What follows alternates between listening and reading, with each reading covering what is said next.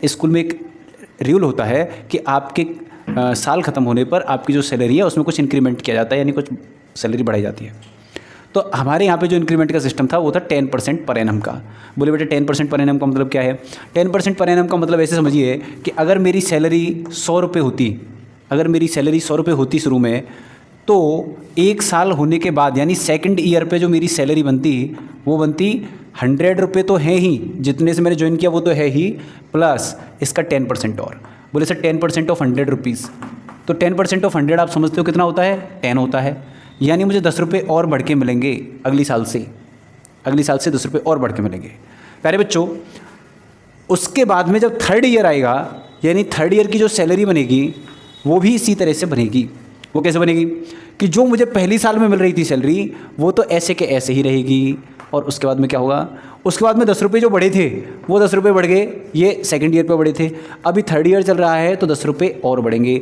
इसका मतलब समझ रहे हो आप? इसका मतलब ये कहना चाह रहा हूँ कि जो पहली फिक्स जो सैलरी थी, ये जो फिक्स अमाउंट थी 100 रुपये की, इसी का 10% हर साल बढ़ेगा। यहाँ पर ऐसा नहीं है कि ये जो सैलरी नहीं बनी सेकंड ईयर पे इसका 10%। आप देखो एक बात करो, अगर मान लो मैं सेकंड ईयर का 10% निकालता तो 110 रुपये है, इनका 10% 11 रुपये बनता। इसका मतलब मुझे नेक्स्ट सैलरी में 100 + 10 + 11 मिलने चाहिए थे, लेकिन मैं ऐसी बात नहीं कह रहा हूँ। क्या नियम है? जो इनिशियल सैलरी है उसी सैलरी का 10% हर बार इंक्रीमेंट होता रहेगा। सिंपल बात है। चलिए, तो मेरी सैलरी फिर कैसी दिखेगी हर साल? ज़रा देखते हैं। सबसे पहली साल में दिखेंगे 100 रुपये, हमें 100 रुपये में अपना इंतजाम बनाना पड़ेगा, और उससे अगली साल में हमें दिखेंगे 110 रुपये। बोलो 100 रुपये फिर 110 रुपये, 10 रुपये बढ़ गए, और अगली साल में हमारी सैलरी होगी 110 रुपये और 10 रुपये और बढ़ेंगे तो 120 रुपये। फिर तो आप बता दोगे अगली में 130 रुपये, फिर 140 रुपये, फिर 150 रुपये, और ऐसे ही बढ़ती रहेगी। हाँ सर, ऐसे ही बढ़ती रहेगी। और अगर ऐसे ही बढ़ती रहेगी तो आप मुझे बताओ हर बार कितने का अंतर आ रहा है? 10 रुपये का। हर बार मेरी सैलरी में 10 रुपये की इंक्रीमेंट हो रही है। कितनी तगड़ी इंक्रीमेंट है। 10 रुपये की टिक्की नहीं आती 8-10 साल का, 6 टिक्की आई हैं, अभी मंगाई थी मैंने मनीष से, उसमें से ही मनीष ने खा ली थी। क्या बचा है?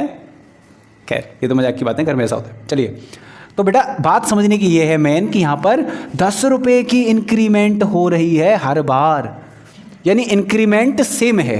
मेन बात समझने की क्या बता रहा हूँ? इंक्रीमेंट हर बार क्या है? सेम है। ठीक है। अगर मैं आपसे ये कहूँ कि मुझे बताओ अगर ऐसे ही मेरी सैलरी बढ़ती रहेगी तो 20 साल बाद, मान लो मैंने उस स्कूल में 20 साल काम किया, तो 20वें साल मेरी सैलरी कितनी होगी? तो आप तो ऐसे ही चेक करते जाओगे, सर 1 2 3 4 5 6 ऐसे करते जाओगे, 160 170 ऐसे सब लगाओगे। नहीं, हम इस तरह की प्रॉब्लम्स को सॉल्व करने के लिए हमारे पास एक फॉर्मूला है, और फॉर्मूला नहीं पूरा का पूरा एक चैप्टर है, और उस चैप्टर का नाम है अर्थमेटिक प्रोग्रेशन। अर्थमेटिक प्रोग्रेशन क्या होता है, और इससे हम अपनी जो जेन्युइन समस्या हैं डे टू डे लाइफ की, उनको हम कैसे इसके माध्यम से, इसकी हेल्प से सॉल्व कर सकते हैं। आज का ये वीडियो इसी बात के लिए टारगेटेड है, और आज के इस वीडियो में हम इसी बात पे चर्चा भी करेंगे। लाइट बिल्कुल जा चुकी है, लेकिन फिर भी मैं मानता हूँ कि बोर्ड पे कुछ दिख रहा होगा आपको। चलिए, तो भैया कंटिन्यू करते हैं। अर्थमेटिक प्रोग्रेशन को पहले हम समझते हैं, ये क्या है, कैसे है, ये सारी बात है। लाइए मनीष जी।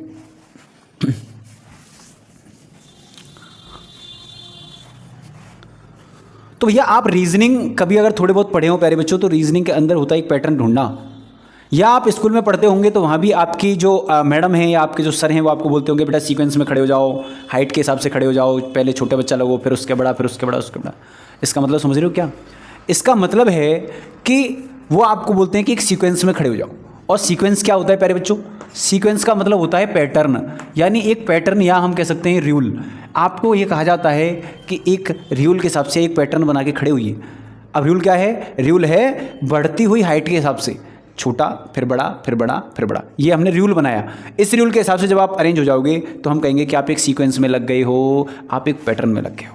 तो सीक्वेंस क्या है? सीक्वेंस ऑब्जेक्ट का या नंबर्स का एक ऐसा कलेक्शन है जिसमें सारे ऑब्जेक्ट या सारे नंबर किसी एक पैटर्न में लगे हों, किसी एक रूल को फॉलो करते हों। बोले यार बात समझ में आ गई नहीं आ गई? ठीक है। तो बस इतनी सी बात थी यार, पैटर्न को फॉलो करते होंगे। जैसे मैंने आपसे कहा 1 2 3 4 5 6 डॉट डॉट, तो आपने देखा कि एक पैटर्न फॉलो करते हैं। बोले सर क्या? कि हर बार आपको जब नया नंबर प्राप्त करना है, नया नंबर पे जाना है, तो आपको पिछले नंबर में कितना जोड़ना पड़ रहा है? 1 जोड़ना पड़ रहा है। हर बार ऐसे ही होता है। देखो +1 इसका मतलब ये एक पैटर्न को फॉलो करता है, और वो पैटर्न क्या है? वो पैटर्न है 1 का जुड़ना। हर बार आप जब नेक्स्ट नंबर प्राप्त करना चाहते हैं तो आपको पिछले वाले नंबर में 1 जोड़ना पड़ेगा। यही इसका पैटर्न है। अभी मैंने एक और दूसरी मान लीजिए कुछ लिखा, मैंने ये लिखा 2 5 3 9 11 18 100 17। अब बताओ, अब आप अगर इसे देखोगे ना बेटा, तो आपको समझ में आएगा कि श्याम भैया इसके अंदर तो कोई पैटर्न नहीं है, इसके अंदर तो हम कोई नियम ही नहीं ढूंढ पा रहे, इसके अंदर किसी भी प्रकार का कोई अंदाज़ा नहीं लगा सकते हम कि अगला नंबर क्या होगा। देखो यहाँ आप अंदाज़ा लगा सकते हो कि अगला नंबर क्या होगा, क्योंकि हर बार 1 जुड़ रहा है तो आप अगला नंबर 1 जोड़ के निकाल लोगे, उसके अगला भी निकाल लोगे। लेकिन यहाँ हम ऐसा नहीं कर सकते, क्योंकि यहाँ पर कोई भी रूल फॉलो नहीं हो रहा। इसलिए हम कहेंगे कि बेटा ये तो सीक्वेंस है, इट्स अ सीक्वेंस, ठीक है जी।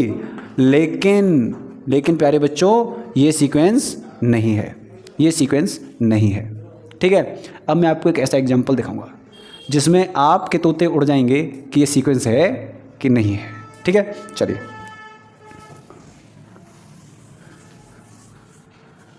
तो भैया तोते उड़ाने वाला क्वेश्चन आपकी स्क्रीन पर ये रहा। मैंने एक पैटर्न में एक सीक्वेंस में मैं कुछ नंबर्स को लिख रहा हूँ, एक कलेक्शन ऑफ नंबर लिख रहा हूँ, ठीक है। सीक्वेंस नहीं बोलेंगे, एक कलेक्शन ऑफ नंबर लिख रहा हूँ। मैंने लिख दिया 2 3 5 7, और इसके बाद में मैंने लिख दिया 11, फिर मैंने लिखा 13, फिर मैंने लिखा 17।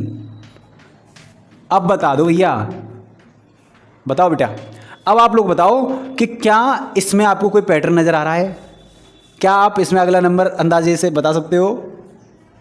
नहीं बता सकते। अरे भैया मैं नहीं बता सकता, आपकी तो क्या चलाई।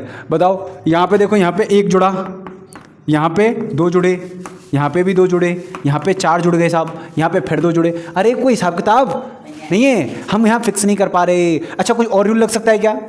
और कोई रूल लग सकता है क्या? भैया देखो और कैसे रूल्स होते हैं समझ लो। पहले मैं क्या बात कहना चाह रहा हूँ, जैसे मैंने ये लिखा 1 4 9, और उसके बाद में लिखा 16 25, तो यहाँ आपको समझ में आ रहा है क्या कि श्याम भैया ये तो 1 का स्क्वायर है, ये 2 का स्क्वायर है, ये 3 का स्क्वायर है, ये 4 का स्क्वायर है, ये 5 का स्क्वायर है। अरे हम पैटर्न पकड़ लिया, हमने पैटर्न पकड़ लिया कि भैया ये तो नेचुरल नंबर के स्क्वायर हैं। इसका मतलब मैं आराम से बता दूंगा कि इसका अगला नंबर जो होगा वो क्या होगा? 36 होगा, क्योंकि ये तो स्क्वायर चल रहा है। तो ये सीक्वेंस है, क्योंकि इसमें हमने एक पैटर्न को फॉलो किया है, एक पैटर्न पकड़ लिया, लेकिन इसमें हमें कोई पैटर्न पकड़ में नहीं आया। इसका मतलब ये सीक्वेंस नहीं है, गलत है यार, ये सीक्वेंस है। पूछिए क्यों? आप नहीं बता सकते इसका नंबर, बता सकते हैं, आप बता सकते हैं इसका अगला नंबर। इसका अगला नंबर होगा बेटा 23, इसका अगला नंबर होगा 19। कितना होगा? 19। बोलो कैसे बताया? मैं इसका अगला नंबर ही बता दूंगा, इसका अगला नंबर होगा 23। बोलो मैंने कैसे बताया? नहीं पता श्याम भैया। हमने ऐसे बताया प्यारे बच्चों कि ये जो सीरीज़ है, ये जो कलेक्शन लिखा हुआ है नंबर्स का, जरा आंखें फाड़ के और कान खोल के देखिए, ये प्राइम नंबर्स लिखे हुए हैं। क्या लिखे हैं?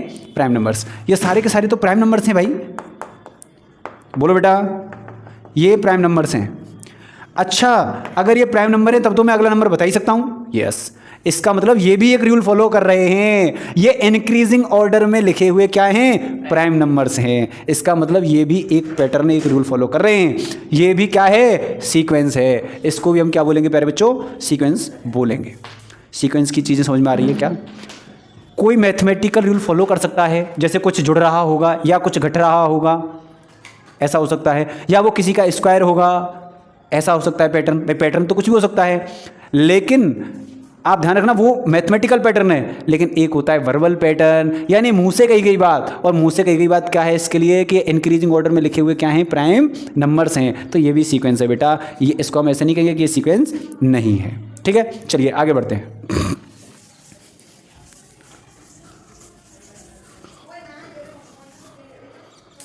तो प्यारे बच्चों, जो पैटर्न है या रूल है, ये 2 तरह का हो सकता है। ये हमने देखा 2 तरह का। कैसा कैसा हो सकता है? सर पहला वाला हो सकता है कि इसमें कोई अरिथमेटिक रूल लग रहा हो। अरिथमेटिक मतलब सर ये क्यूब का, इसमें कोई रूल क्यूब का हो सकता है, स्क्वायर का हो सकता है, एडिशन का हो सकता है, सब्ट्रैक्शन का हो सकता है, ये सब को हम अर्थमेटिक रूल बोलते हैं। और प्यारे बच्चों दूसरा जो इसमें रूल लग सकता है वो क्या होगा, वो होगा वर्बल एक्सप्लेनेशन या वर्बल रूल या वर्बल पैटर्न या वर्बल एक्सप्लेनेशन। समझ रहे हो ना? बोले सर वर्बल का मतलब क्या होता है? तो बेटा वर्बल रूल या पैटर्न या एक्सप्लेनेशन का मतलब वही है, जैसे अभी मैंने बताया कि प्राइम नंबर हम उसकी एक प्रॉपर्टी बता देते हैं और उस प्रॉपर्टी के हिसाब से हम नंबरों को अरेंज कर देते हैं, यही हमारा वर्बल पैटर्न होता है। ये इतनी सी बात हो गई। चलिए आगे देखिए। अब बेटा समझिएगा कि जब भी मैं एक सीक्वेंस लिखूंगा तो 100% उस सीक्वेंस में कोई ना कोई एक शुरुआती नंबर होगा जहां से वो सीक्वेंस शुरू होगी। मान लीजिए मैंने उसको A1 मान लिया। क्या मान लिया? A1। क्या मान लिया बेटा? A1। ये पहला नंबर है जहाँ से हमारी सीक्वेंस शुरू हुई है, ठीक है। तो इसका अगला क्या होगा? बोले सर A2। भाई दूसरा नंबर A2 हो जाएगा, अगला नंबर A3 हो जाएगा। क्या ऐसे ही नहीं चलते जाएंगे? हाँ जी। अब मैं कहूँ कि ऐसे चलते चलते कोई Nवां नंबर, N मतलब मुझे नहीं पता 33वां 34वां कुछ भी हो सकता है, मैंने उसको जनरल क्या बोल दिया? N। तो Nवां नंबर क्या होगा बेटा? AN। बोलो सही बात है कि नहीं है? Nवां नंबर क्या होगा? AN। अब ये जो बेटा एक सीक्वेंस मैंने लिखी है, इस सीक्वेंस को अगर ये एक सीक्वेंस है तो मैं इसको सिंपल ऐसे भी लिख सकता हूँ AN। मैं इसको ऐसे भी रिप्रेजेंट कर सकता हूँ, मैं इसको ऐसे भी लिख सकता हूँ AN। समझ रहे हो ना? मैं इसके आगे लिख दूंगा यहाँ, मैं ऐसे लिख सकता हूँ AN, ये एक सीक्वेंस है। मैं ऐसे भी कह सकता था AN, ये भी एक सीक्वेंस, यानी ये रिप्रेजेंटेशन है। समझ रहे हो ना? ये क्या है? ये क्या है? ये सीक्वेंस का रिप्रेजेंटेशन है, सीक्वेंस को रिप्रेजेंट करने का तरीका है। अब इस सीक्वेंस में जो पहला वाला जो नंबर है ना, ये और जो दूसरा है, तीसरा है, यानी सारे नंबर जो डिफरेंट डिफरेंट नंबर्स हैं इसके अंदर, इस सीक्वेंस के अंदर, इन सबको बेटा टर्म बोलते हैं। क्या बोलते हैं? टर्म। यानी different numbers in the collection, यानी कि सीक्वेंस आर कोल्ड टर्म। इनको हम बेटा क्या बोलते हैं? टर्म्स बोलते हैं। अब जो पहले पे है, पहला नंबर है, वो फर्स्ट टर्म, उसके बाद में सेकंड टर्म, उसके बाद में थर्ड टर्म। तो बेटा इसको क्या बोलेंगे बताओ? इसको कहते हैं nth टर्म। कौन सा टर्म बेटा? nth टर्म, nवां टर्म, nth टर्म बोलते हैं इसको। कुछ चीज़ें, ये नाम है, इनसे हमारा पाला पड़ेगा आगे क्वेश्चन जब हम करेंगे, इसलिए आप इन चीज़ों को थोड़ा ठीक से समझ लें, ठीक है। तो आपकी समझ में आ गया टर्म किसे कहते हैं? जो कलेक्शन के अंदर जो ऑब्जेक्ट हैं या जो नंबर्स हैं उनको टर्म बोलेंगे, और वो टर्म हमारे जो है first term, second term, third term इस तरह बोलते हैं, और जो AN होता है उसको nth टर्म बोला जाता है। इतनी बात समझ में आ गई आपको? ठीक है, ठीक। अब बात करेंगे कि अर्थमेटिक प्रोग्रेशन क्या होता है। हमने कहा कि अर्थमेटिक रूल में बहुत तरह के रूल बन सकते हैं, लेकिन हम सिर्फ उस रूल को फॉलो करने की बात कर रहे हैं जब एक नंबर से अगला नंबर ढूंढने के लिए हमें उसमें कोई नंबर जोड़ना पड़ेगा। हमें उसमें कोई नंबर जोड़ना पड़ेगा। कैसे? जैसे मैंने कहा 2, 4, 6, 8, 10, 12 ऐसे, ये इवन नंबर का सीक्वेंस है, ठीक है। अब इस इवन नंबर के सीक्वेंस में बेटा आप बताओ अगले नंबर तक पहुंचने के लिए मेरे को क्या करना पड़ रहा है? +2। अगले पे पहुंचने के लिए +2, यानी जब हमें एक नंबर से जस्ट उसके अगले नंबर पे जाने के लिए एक फिक्स संख्या को जोड़ना पड़े या फिक्स संख्या को घटाना पड़े। समझ रहे हो ना? दोनों बातें करो, या तो एक फिक्स नंबर को जोड़ना पड़े या हर बार फिक्स नंबर घट रहा हो। देखो हर बार यहाँ फिक्स नंबर जुड़ रहा है, 2 फिक्स है, ये जुड़ रहा है। ये उल्टा अगर मैं कर देता, मैं ऐसे कहता 10, 8, 6, 4, 2 ऐसे 0, -2, तो अब देखो इसमें हर बार 2 घट रहा है, हर बार 2 घट रहा है। तो हर बार 2 जुड़े या हर बार 2 घटे, मेरा मतलब है कि एक फिक्स नंबर हर बार जुड़े या फिर नया टर्म निकालने के लिए हर बार फिक्स नंबर घटे। तो ऐसे सीक्वेंस को हम बोलते हैं अर्थमेटिक प्रोग्रेशन। क्या बोलेंगे प्यारे बच्चों? अर्थमेटिक प्रोग्रेशन बोलेंगे। चलिए अब मान लीजिए कि जहाँ से मेरी सीक्वेंस शुरू हुई है, यानी अर्थमेटिक प्रोग्रेशन शुरू हुआ है, वो पहला नंबर A है, ठीक है। और हर बार जो नंबर मुझे जोड़ना है वो है D। वो क्या है? D। तो D को बेटा बोलते हैं कॉमन डिफरेंस। क्या बोलते हैं D को बताओ? D को प्यारे बच्चों बोलते हैं कॉमन डिफरेंस, और A को प्यारे बच्चों बोलते हैं फर्स्ट टर्म। ये तो समझ में आ गया आपकी में? A को बोलते हैं फर्स्ट टर्म और D को बोलते हैं कॉमन डिफरेंस, ठीक है। अब ये जो D है, जो कॉमन डिफरेंस है, ठीक है, ये हम इसमें हर बार जोड़ते जाएंगे जिससे हमें आगे के टर्म मिलते हैं। तो देखो कैसे बनेगा, तो ए पी क्या बनेगी, सबसे पहले ए आएगा, ये पहला टर्म। अब इसके बाद में अगला कौन सा होगा, ए प्लस डी, इसमें डी जोड़ दिया हमने, जैसे यहाँ 2 जोड़ रहे थे ऐसे यहाँ डी जोड़ दिया। अगला क्या होगा, इसमें अब ये जो नंबर बन गया ना इसमें हम जोड़ेंगे, समझ रहे हो ना, अब इसमें डी जोड़ेंगे, तो इसमें डी जोड़ेंगे तो हो गया ए प्लस डी। बोलो यार सही बात है कि नहीं है। फिर अगली बार फिर इसमें डी जोड़ेंगे, अब इसमें डी जोड़ेंगे, इस पूरे में डी, कितनी बार आ गया, 3 बार डी आ गया। ऐसे ही चलता रहेगा बेटा। तो बताओ पहला क्या आ गया ए, फिर अगला क्या बन गया ए प्लस डी, फिर अगला क्या बन गया ए प्लस 2 बार डी आ गया तो 2 डी हो गया, फिर अगला ए प्लस 3 डी हो गया, फिर ए प्लस 4 डी हो गया। और ये तो बेटा ऐसे ही चलता रहेगा। बताओ बोलो सही बात है कि नहीं है। तो ये जो लिखा है ना अभी, ये जो फॉर्म लिख दी है हमने एपी की, इसी को कहते हैं बेटा जनरल फॉर्म ऑफ एपी। कोई भी एपी होगी वो ऐसी होगी, उसमें पहले एक टर्म होगा, फिर उस टर्म में डी जुड़ के अगला टर्म होगा, फिर उसमें 2 बार डी जुड़ के तीसरा टर्म होगा, ऐसा होगा। तो जनरल फॉर्म ऑफ एपी इसको बोलते हैं, जनरल फॉर्म ऑफ एपी बोलते हैं इसको, ठीक है। ओके, अब आगे देखिए।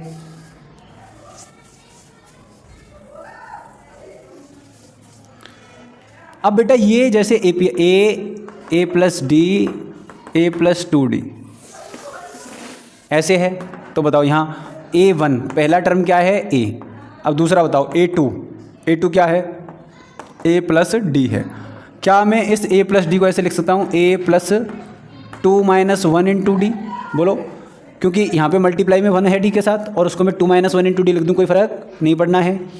अच्छा तीसरा टर्म बताओ बेटा क्या होगा A प्लस के 2D, तो मैं इसको ये लिख सकता हूँ A प्लस के 3 माइनस 1 इंटू डी, बोलो बेटा 3 माइनस 1 इंटू डी। अब A4 बताओ, A4 क्या होगा A प्लस 3D, तो बेटा इसको मैं लिख सकता हूँ A plus 4 minus 1 into D लिख सकता हूँ। बोलो अगर मैं ऐसे ही फॉलो करूँ तो AN कितना होगा A plus 4 minus 1 into D है, ये देखो यहाँ 3 है तो 3 माइनस 1 इंटू डी, 2 था तो 2 माइनस 1 इंटू डी, 4 था तो 4 माइनस 1 इंटू डी, और n हो गया तो क्या जाएगा A plus n minus 1 into D. और ये जो आ गया ना AN, इसी को बोलते हैं बेटा जनरल टर्म। पर जनरल का मतलब क्या होता है पता है, जनरल का मतलब ही ये होता है कि इसमें आप n की जगह 1 रखेंगे तो पहला टर्म मिल जाएगा, n की जगह 2 रख दोगे इस फॉर्मूले में तो दूसरा मिल जाएगा। ये एक तरह से फॉर्मूला हो गया, समझ गए ना, ये जनरल टर्म का फॉर्मूला है। आप इसमें जो भी नंबर n की जगह डालेंगे वही वाला टर्म आपको इस एपी का मिल जाएगा, इस अर्थमेटिक प्रोग्रेशन का वही नंबर मिल जाएगा। समझ गए नहीं समझ गए। चलिए कुछ क्वेश्चन देख लेते हैं। मान लीजिए मैंने कहा, मैंने आपको एक एपी दे दी 2, 4, 6, 8, 10, 12, आपने देख लिया इवन नंबर है ये सारे। मैंने आपसे पूछा इसमें 50वां नंबर कौन सा होगा, तो मैंने आपसे 50वां पूछा है, मतलब A50 पूछा है भाई, A1 मतलब पहला, A2 मतलब दूसरा, A3 मतलब तीसरा। तो अभी मैंने कौन सा पूछा है A50, 50वां टर्म पूछ लिया आपसे, तो A50 क्या होगा, तो आपको याद है फॉर्मूला कि A50 क्या होगा A प्लस 50 में एक कम, 50 में एक कम यानी 49 इंटू डी। बोलो बेटा A प्लस 49D होगा। भाई जितना पहला टर्म तो होता ही है, प्लस जितना यहाँ लिखा है जोन सा नंबर पूछा है उसमें से एक कम गुणा डी, ये होता है, तो 49D हो गया। अब आप मुझे बताओ फर्स्ट टर्म कितना है यहाँ पे हमारी इस सीक्वेंस का 2, तो 2 हो गया, प्लस 49 इंटू डी, डिफरेंस कितना है, हर बार देखो डिफरेंस कभी भी इधर से माइनस करके नहीं निकालना, समझ लो, चाहे इधर बड़ा नंबर हो इधर छोटा हो कोई दिक्कत वाली बात नहीं है, लेकिन डिफरेंस हमेशा आप ऐसे ही निकालेंगे, ऐसे इस वाली साइड से इस वाली साइड के नंबर को माइनस करेंगे। तो बताओ डिफरेंस कितना आएगा, 4 में से 2 घटाएंगे तो कितना आया 2, 6 में से 4 घटाएंगे तो 2, तो 2 हो गया कॉमन डिफरेंस, हर बार 2 आ रहा है, तो हम डी की वैल्यू क्या डाल देंगे 2 डाल देंगे। अब बताओ बेटा ये हो गया 2 प्लस, और ये कितना हो गया बताओ, ये कितना हो गया 98, और ये टोटल मिला के कितना हो गया 100। इसका मतलब ये है प्यारे बच्चों कि इसमें जो 50वां नंबर जो आएगा वो कितना आएगा 100 आएगा। हमने बिना आगे के नंबरों को लिखे ही डायरेक्ट बता दिया, बता हो गया कि नहीं हो गया जादू। तो अर्थमेटिक प्रोग्रेशन हमें इस तरह की प्रॉब्लम्स को सॉल्व करने में हेल्प करती है। और क्वेश्चन देख लेते हैं।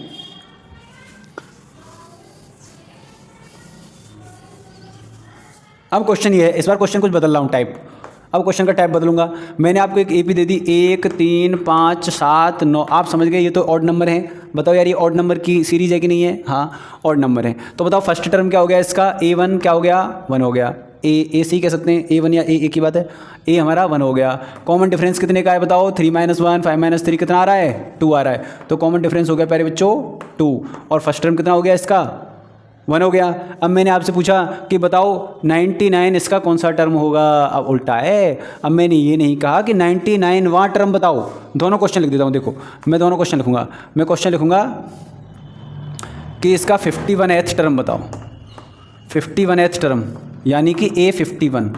एक तो मैंने क्वेश्चन लिखा कि A51 बताओ, एक मैंने पूछा आपसे, ये फर्स्ट पार्ट है। आप देखो अंतर समझा रहा हूँ, दोनों तरह के क्वेश्चन में अंतर। 51th टर्म का मतलब है 51वां टर्म, यानी इसमें अगर मैं 51 गिनूँ 1 2 3 4 5 6 से 51, तो 51 यानी 51वें नंबर पे कौन सा नंबर आएगा।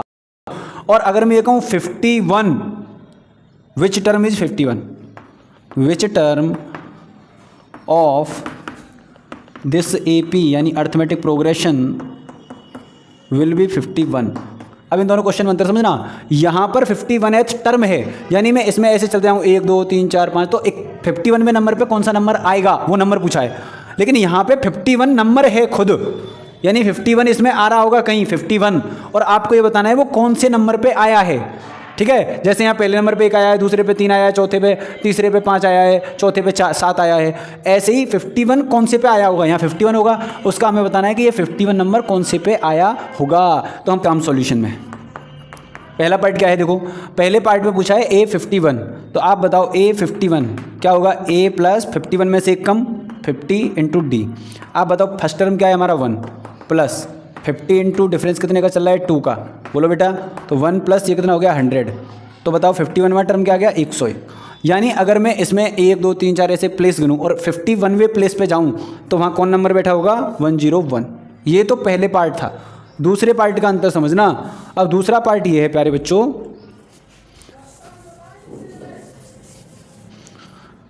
दूसरा पार्ट जो है वो ये है कि 51 ही नंबर है, यानी हम मानेंगे 51 एक नंबर। देखो AN एक फॉर्मूला, AN का फॉर्मूला क्या होता है A plus N minus 1 into D। यहाँ पे AN तो नंबर है और N वो प्लेस है जिस प्लेस पे ये बैठा है। ठीक है, ओके।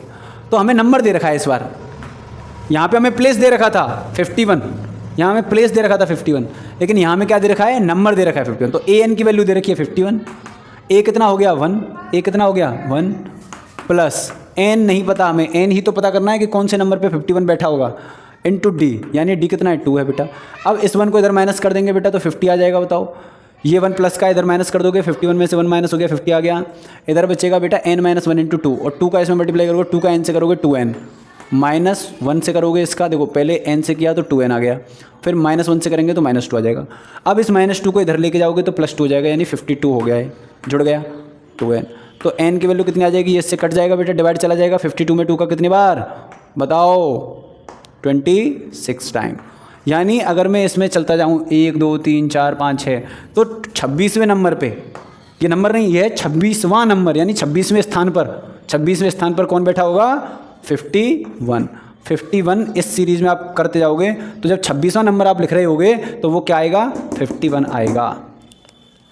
इन दोनों क्वेश्चन का अंतर समझ में आया होगा भाई, इंपॉर्टेंट है ये, इसमें डिफरेंस समझना। इस वीडियो में इतना ही करेंगे, आपसे मुलाकात होगी नेक्स्ट वीडियो में। और अगर आप चैनल पर नए हैं तो प्लीज़ चैनल को सब्सक्राइब कर लीजिए। बाकी की आगे AP को बहुत आराम से बड़े प्यार से पढ़ रहे हैं, आराम से पढ़ते रहेंगे, छोटे छोटे वीडियोस बनाएंगे, ज़्यादा लंबे नहीं करेंगे।